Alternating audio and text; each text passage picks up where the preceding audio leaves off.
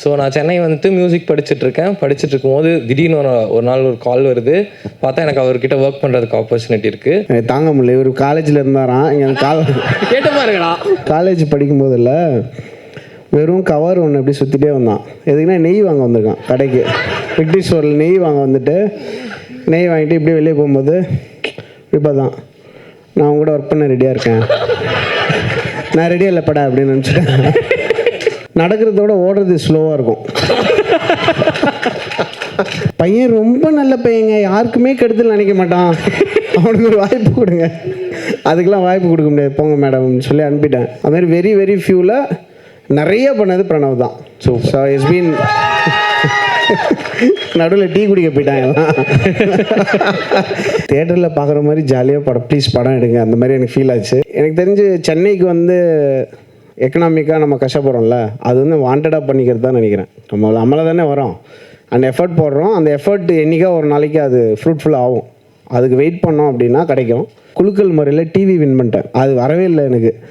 ஏன்னா எனக்கு அந்த கொரியருக்கு பே பண்ணுறதுக்கு முடியல. ஏன்னா ரொம்ப ரொம்ப கஷ்டப்பட்டது. உங்களுக்கு தெரியும், அதெல்லாம் வந்திருப்பீங்க. ராஜமுருகன்லாம் நான் ஒரு ஸ்டூடியோ கட்டும்போது ஸ்டூடியோலேயே மாட்டிக்கிட்டார். ஏன்னா ஏணி கீழே விழுந்துருச்சு. ஏணி போட்டு தான் மேலே போனோம் ஸ்டூடியோவுக்கு. ஏணி கீழே விழுந்துருச்சு. ராஜமுருகனை காணோம். நாங்கள் தேடுறோம். குக்கு படம் ஒர்க் பண்ணும்போது தான்.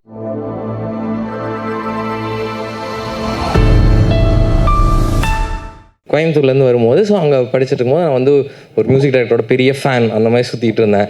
ஸோ நான் சென்னை வந்துட்டு மியூசிக் படிச்சுட்டு இருக்கும்போது திடீர்னு ஒரு நாள் ஒரு கால் வருது. பார்த்தா எனக்கு அவர்கிட்ட ஒர்க் பண்ணுறதுக்கு ஆப்பர்ச்சுனிட்டி இருக்குது. ஸோ எனக்கு வந்து 5 இயர்ஸாக வந்து நான் அவர் கூட ஒர்க் பண்ணிவிட்டு இப்போ வரைக்கும் ஒர்க் பண்ணிட்டு எனக்கு ஒரு ப்ராப்பர் ஒரு கைட் பண்ணி மென்டர் பண்ணிகிட்டு இருக்கிற சந்தோஷமா அண்ட் மீனாட்சக்காக்கு எனக்கு பெரிய thanks. So and thank you all, எல்லோரும் வந்ததுக்கு ரொம்ப தேங்க்ஸ். அண்ட் சீக்கிரம் பாடல்கள்லாம் வெளியே வரும். ஸோ உங்களுக்கு எல்லாருக்கும் பிடிக்கும்னு நினைக்கிறேன். என் படம் 21st ரிலீஸ் ஆகுது, எல்லோரும் போய் பாருங்கள். எனக்கு கண்டிப்பாக எல்லாருக்கும் பிடிக்கும்னு நினைக்கிறேன். தேங்க்ஸ். Thank you bro, thank you. நாங்கள் அப்படிலாம் விட்டுற மாட்டோம். உங்கள் முதல் மேடை. ஸோ இப்போது நம்ம அந்த மொமெண்ட் வந்துருச்சு. சந்தோஷ் சார், நீங்கள் ப்ளீஸ் ஸ்டேஜுக்கு வந்து உங்ககிட்ட இருந்து இப்படியான நல்ல படத்தை கொடுத்துருக்கக்கூடிய, நல்ல பாடல்களை கொடுத்துருக்கக்கூடிய பிரணவ் பற்றி ஒரு சில வார்த்தைகள் சார். பரவாயில்ல, வச்சு நீங்களே வச்சுக்கோங்க. எல்லாருக்கும் வணக்கம். அவர் சொன்ன செம பொய் ஒன்று சொன்னார். அந்த பொய்யை மட்டும் ஃபஸ்ட் சொல்லிவிட்டு அப்புறம் நான் உள்ளே போகிறேன். Okay sir. எனக்கு தாங்க முடியல. இவர் காலேஜில் இருந்தாராம். இங்கே கால் கேட்ட பாருங்கடா. நான் உனக்கு கால் பண்ணேண்ணா? இல்லைண்ணா, விக்ரம் தான் பழைய மேனேஜர். கிடையாது. ஆமாண்ணா, நான் உண்மையை சொல்கிறேன் சார். சொல்லுங்கள், தயவுசெய்து அது உண்மையை சொல்லுங்க. இவர் எனக்கு சொல்கிறாராம். சொல்லுங்கள். அவங்க விக்டரி ஸ்டோர்னு எங்கள் ஏரியாவில் ஒரு பயங்கரமான அந்த கடையில் சாப்பிட்டு தான் நாங்கள் இவ்வளோ பேர், ஒரு மிகப்பெரிய இண்டஸ்ட்ரியில் ஒரு 20 பேர் இருக்கோம். அந்த கடையில் தான் சாப்பிட்றோம். இவங்க பாக்கியா இருக்காங்க, அவங்களோட கடை தான். ஓகே, அங்கே நான் வந்து ஜென்ரலாக ஸ்டூல் போட்டு உட்காந்துட்டு போகிறவங்க வரலாம் கலாய்ப்பேன். ஓகே, அப்போ வந்து இவன் வந்து என்ன ஸ்கூல் ஆப்ரேஷன்னா இப்போ காலேஜ் ஸ்டார்ட் பண்ணுறேன். அதை ஸ்கிப் பண்ணிட்டேன்ல, அதை மட்டும் தான் சொல்ல போகிறேன். ஸ்கூலா பண்ணி காலேஜாடா? காலேஜ் படிக்கும்போதில் வெறும் கவர் ஒன்று அப்படி சுற்றிட்டே வந்தான். எதுக்குன்னா நெய் வாங்க வந்திருக்கான் கடைக்கு. பிக்டி ஸ்டோரில் நெய் வாங்க வந்துட்டு நெய் வாங்கிட்டு இப்படியே வெளியே போகும்போது இப்போ தான் நான் அவங்க கூட ஒர்க் பண்ண ரெடியாக இருக்கேன், நான் ரெடியாக இல்லைப்படா அப்படின்னு நினச்சிட்டேன். அதுக்கப்புறம் ஒரு 4-5 வருஷம் இருக்கும். அது 4-5 வருஷம் 3 இயர்ஸ் ஆயிடுச்சு. ஓகேங்களா, அது உண்மை. அப்போது அதே கடையில் நான் அதே ரோலில் தான் இருந்தேன். அப்போ இவன் வரான். இவன் எப்படி வந்தான்னா, இவன் வந்து நடக்கிறதோட ஓடுறது ஸ்லோவாக இருக்கும். ஓகேவா, அவன் வந்து நடந்து வரானா ஓடி வரானே தெரியல, எப்படி வந்தான். அண்ணாண்டு ஒரு மாதிரி நெளிஞ்சு வந்தான். என்னடா இப்போ ரெடி ஆகிட்டியா அப்படின்னு. ஐயோ ரொம்ப தப்புனா, அப்போனா அப்படி கேட்டிருக்கவே கூடாது, ஸோ ஸ்டூபிட் அந்த மாதிரிலாம் சொன்னான். சரிப்பா அப்படின்னு அனுப்பிட்டேன். அப்புறம் அவங்க அம்மா வந்தாங்க. பையன் ரொம்ப நல்ல பையங்க, யாருக்குமே கெடுதல் நினைக்க மாட்டான், அவனுக்கு ஒரு வாய்ப்பு கொடுங்க. அதுக்கெலாம் வாய்ப்பு கொடுக்க முடியாது, போங்க மேடம்னு சொல்லி அனுப்பிட்டேன். அப்புறம் அவன் அங்கேருந்து மெதுவாக வந்து ஒரு யூடியூப் ஒரு லிஸ்ட்டு மாதிரி கொடுத்தான். இதில் நான் மியூசிக் பண்ணது கொஞ்சம் கேட்டு சொல்லுங்கன்னா, கேட்டால் பயங்கரமாக இருந்தது. ஒரு குவார்ட்டரில் ஒரு பீஸ் பண்ணியிருந்தான். அப்போ தான் அந்த கால் நடந்துச்சு. அப்புறம் வந்து விக்டர்கிட்ட சொல்லி, விக்டர் அவனுக்கு கால் பண்ணிங்கன்னா நல்லா பண்ணுறான் விக்டர், என்ன ஆச்சு தெரியல, நம்ம திட்டினது அவன் சீரியஸாக எடுத்துட்டான் போல் அப்படி. அதுக்கு முன்னாடி நான் கொஞ்சம் இன்னும் திட்டினேன், அது நான் இப்போதைக்கு போடான்னு சொல்லிட்டேன். ஓகே, அது செம்மையாக இருந்தது அந்த மியூசிக். எனக்கு அன்றைக்கி வந்து அப்பா செம்மையாக இருக்கே, நீ கூட ஒர்க் பண்ணியாடா அப்படின்னு கேட்டேன். கண்டிப்பாக பண்ணுறேன்னா இப்போ ஃபஸ்ட்டு கர்ணன்லாம் ஃபஸ்ட்டு ஒர்க் பண்ணால் அந்த இன்டர்வெல்லாம் இருக்குல்ல, அதுலேருந்து இப்போ வாழை, கல்கி, பாரிஸ் ஜெயராஜ், ரெட்ரோ எல்லாமே என்னோட எல்லா படத்துலையும் ஒரு எப்படி ரத்தீந்தர் சொன்னார்ல அது மாதிரி ஒரு எக்ஸிக்யூட் பண்ணுற ஃபுல்லாக ஸ்பெல்லிங் மிஸ்டேக் வரும், ஃபைல் நேமே கண்டுபிடிக்க முடியாது. இந்த ஸ்கில் கிடையாது. மியூசிக் பயங்கரமாக ஒர்க் பண்ணி தந்து அண்ட் அந்த இப்போ ரெட்ரோவில் கூட அந்த கடல்லேருந்து உள்ளே போயிட்டு வருவார்ல அந்த சீக்வென்ஸ் வந்து பிரணவ் தான் அந்த சீக்வென்ஸோட. அப்புறம் ஜிகர்தண்டா டபுள் செம. கல்கியில் வந்து அந்த வீரான்னு ஒரு சாங் அண்ட் தீம் வரும்ல, அது கர்ணனில் அந்த இன்டர்வல் போர்ஷன். அப்புறம் அந்த போலீஸ் ஸ்டேஷனில் இதெல்லாம் வந்து சிங்கிள் ஹேண்டாக வந்து ஒரு பயங்கரமான பெட் க்ரியேட் பண்ணி எனக்கு ஒரு வெரி ஃபியூ அசிஸ்டன்ஸாக எனக்கு வந்து நிறைய மியூசிக் ப்ரொடியூஸே பண்ணுவாங்க. நான் யூஸ்வலாக நானே பண்ணிடுவேன், ஏதாவது ஒரு 2 வேலைக்கு தான் இருக்கும். நானே எலக்ட்ரிஷியன், ப்ளம்பர் எல்லா வேலையும் வீட்லேயே பார்த்துட்ருப்பேன். வெரி ஃபியூ பீப்புள் தான் என் கூட ஒர்க் பண்ணி மியூசிக்கும் ப்ரொடியூஸ் பண்ணி சேர்ந்து நம்ம அப்படி ஒர்க் பண்ணுவோம். அதுமாதிரி வெரி ஃபியூவில் நிறைய பண்ணது பிரணவ் தான். ஸோ இட்ஸ் பீன் நடுவில் டீ குடிக்க போயிட்டாங்க. ஸோ யா இது ஐயோ அந்த ஈவெண்ட் மட்டும் சொல்லிட்டு வரேன்னு சொல்லியிருந்தேன், ரொம்ப சாரி. படத்தை பற்றி பேசிடலாம். வாங்க சார். எனக்கு வந்து ஒரு வாட்டி டில்லி பாபு சார் கால் பண்ணேன். எனக்கு யாரெல்லாம் தெரியாது, நான் வந்து ப்ரொடியூசர் டில்லி பாபு. அப்போ ஏர்லி டேஸ் நினைக்கிறேன், Maragatha Naanayam I think one of the first films அது மரகத. அடுத்த 2-3 செகண்ட் ஃபிலிம். அப்போ தான் ரொம்ப ஏர்லி டேஸ். அப்போ கால் பண்ணி என் கூட ஒரு மியூசிக் அசிஸ்டண்ட்டாக ஒர்க் பண்ணிட்டு இருந்தார், திபு நீலன் தாமஸ்ன்னு சொல்லி. அவர் உங்கள் அசிஸ்டன்ட் தானா அப்படின்னு கேட்டு, ஏன்னா எனக்கு ரொம்ப பேர் ஒர்க் பண்ணலன்னு தெரியும். அப்போ கேட்டார். நான் சொன்னேன், அம்மா செம்மையாக இருக்கும், இப்போ விட்டிங்கன்னா அப்புறம் பிடிக்கவே முடியாது அப்படின்னு சொன்னேன். அண்ட் திபுஸ் ஃபர்ஸ்ட் ஃபிலிம் வாஸ் மரகத நாணயம். அதனால எனக்கு ரொம்ப நான் வந்து ஃபோன் பண்ணி திபு பேசிட்டியா அவங்க ப்ரொடியூசர்கிட்ட. அதுக்கப்புறம் நான் சாரோட பேசினதில்லை. But I'm very happy that எப்படி அது அமையுதுன்னே தெரில. என்னோட வேர்ல்டுக்குள்ளேருந்து அவங்க திருப்பி ஸ்பெஷலான டேலண்ட்ஸை வந்து இந்த ஸ்டேஜ் கிடைக்க ரொம்ப கஷ்டம். ஏன்னா நிறைய பேர், நான் ஆக்சுவலாக முனிஷ்காந்த் அவர், அப்புறம் விஜயலக்ஷ்மி, இவங்கெல்லாம் வந்து ஹசில் மேக்ஸில் இருக்காங்க. எவ்வளோ வருஷமாக ஓடிட்டே இருக்கும். டெய்லி வரோம் கவர் தூக்கிட்டு ஓடிட்டே தான் இருக்கும். அது பார்க்கும்போது இந்த மாதிரி ஒரு ஸ்டேஜ் கிடைக்கிது ரொம்ப ஹாப்பி எனக்கு. தேங்க்யூ. அவங்க may soul rest in peace Dileep Babu அவர்களுக்கு. அண்ட் அதோட ஜேர்னியை எடுத்து நடத்துகிற துரை அண்ட் தேவ் 2 பேருக்கும். அப்பாடா ஸ்டேஜ் பார்க்காம சொல்லுவேன் 2 பேர், ஏன்னா எல்லாம் சொல்லிட்டாங்க. ஸோ அது ரொம்ப சந்தோஷமாக இருக்குது எனக்கு. அண்ட் நம்மளுடைய படம் இல்லாமல் ஒரு மேடையில் ஜாலியாக பேசுறது மாதிரி இருக்கிற ஒரு ஜாலி இருக்கு, அந்த மாதிரி ஒன்று கிடையாது.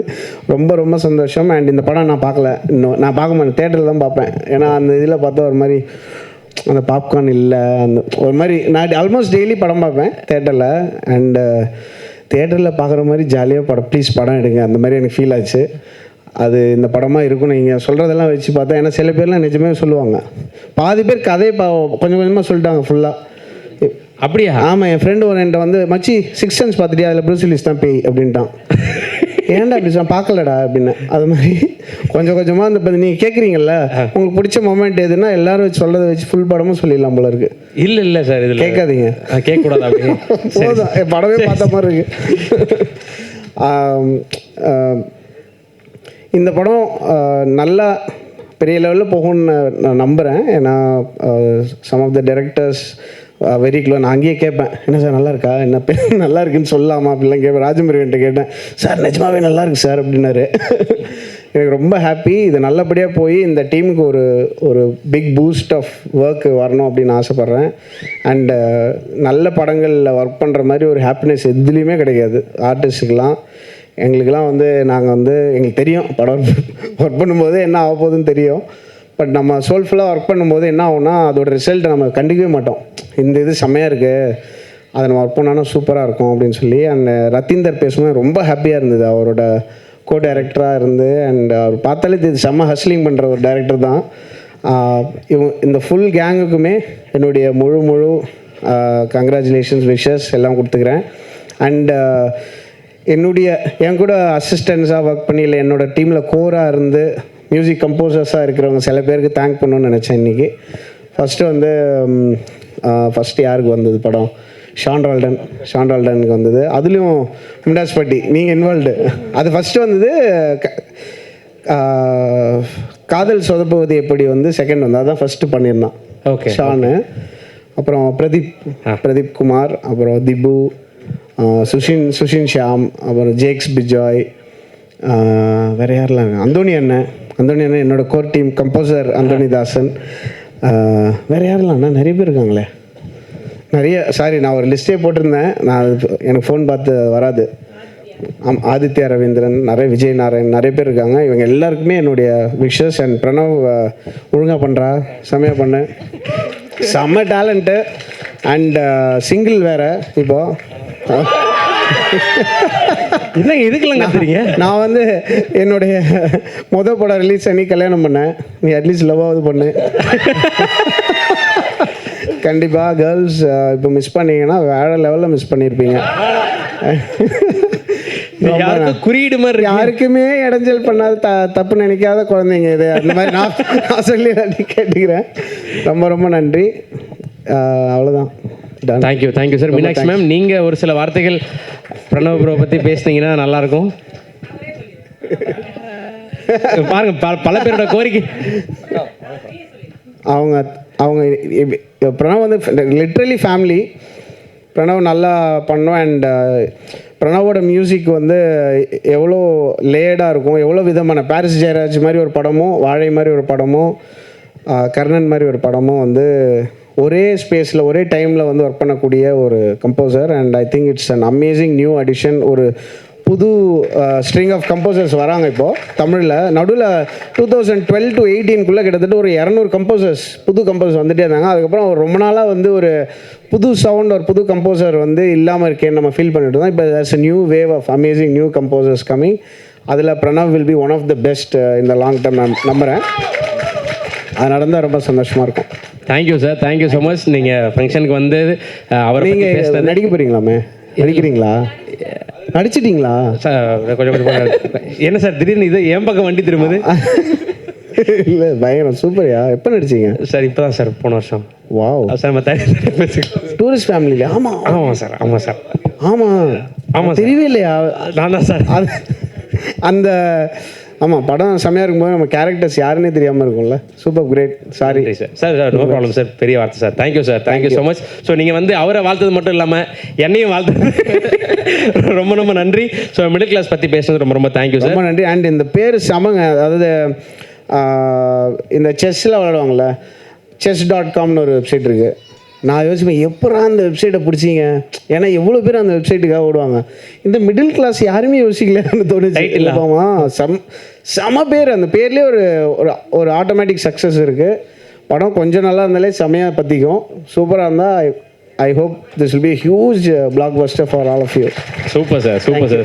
Thank you sir. ரசிகர் கோரிக்கை என்னன்னா, இல்லை என்ன சார், இல்லை சார், இந்த மிடில் கிளாஸ்னு டைட்டில் நீங்கள் வந்து ரொம்ப சிலாகச்சு பேசினதுனால, ஸோ மிடில் கிளாஸ் மெமரிஸ் இந்த மாதிரி ஏதாவது நீங்கள் ஷேர் பண்ணிங்கன்னா சார், ப்ளீஸ் சார். எனக்கு மிடில் கிளாஸ் மெமரிஸே லேட்டாக தான் வந்தது. ஏன்னா நான் அவ்வளோ தரமட்டத்தில் இருந்தேன். ஆமாம். ஒரு வாட்டி வந்து பெங்களூரில் ஒர்க் பண்ணுறதுக்கு எனக்கு ஒரு வாய்ப்பு வந்தது. அப்போ நான் வந்து ஃப்ளைட்டில் போனதே இல்லை, 2004 அப்புறம். அப்போ வந்து நான் வந்து ஃப்ளைட் டிக்கெட் வேணும், அப்போ தான் போக முடியும் அப்படின்னா ஓகே அப்படின்ட்டாங்க. அப்புறம் பேமெண்ட் வந்து 5000, வேறு லெவல். ஏன்னா அது அப்போ லிட்டரலி எனக்கு செலவே கிடையாது, ஒன்றுமே கிடையாது. அப்போ நான் போயிட்டு பெங்களூர் போயிட்டேன், திரும்பி வரேன். ஸோ என்கிட்ட என்னென்னா காசு எல்லாமே தீரும்போது நான் ஒரு சிடி கவரில் வந்து சில்லறை வச்சுருப்பேன். அந்த சில்லறையில் தான், அந்த சில்லறை டச் பண்ணுறோன்னா நம்ம எக்கனாமிக் டிசாஸ்டர் வந்துச்சுன்னு அர்த்தம். ஸோ நான் அந்த சில்லறையில் எடுத்துகிட்டு தான் போகிறேன் பெங்களூருக்கு. எப்படி பேமெண்ட் கொடுத்துருவானுங்க 5000 அப்படின்ட்டு. போகும்போது அப்படியே ஷேர் ஆட்டோவில் போனேன். ஏர்போர்ட் வாசலில் உள்ளே விட மாட்டாங்கள்ல, அப்படியே உள்ளே போயிட்டு பெங்களூர் போயிட்டு திரும்பி அவங்கள ட்ராப் பண்ண சொல்லிட்டு வந்துட்டேன். அந்த கவரில் வந்து 150 ரூபா தான் இருக்குது, பாக்கி 200 ரூபா வச்சுருந்தேன். திரும்பி வரும்போது ஃப்ளைட்டில் வந்து குலுக்கல் முறையில் டிவி வின் பண்ணிட்டேன். ஓகே, அதுக்கு டேக்ஸ் மட்டும் 300 கேட்டு சொன்னாங்க.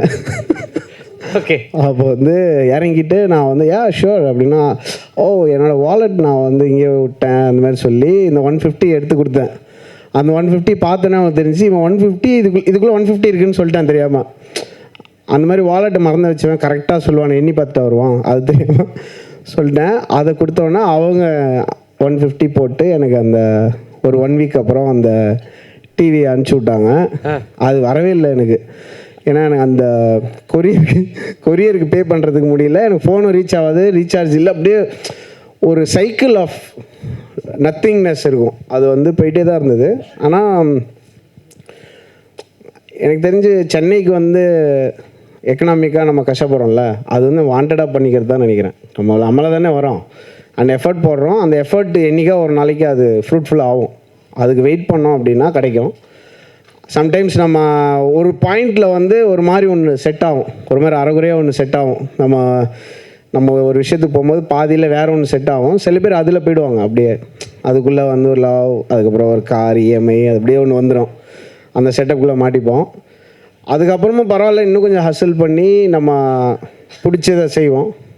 சம்டைம்ஸ் பிடிச்சதை செஞ்சதுக்கு நமக்கு ரிவார்ட்ஸ் இருக்கும்.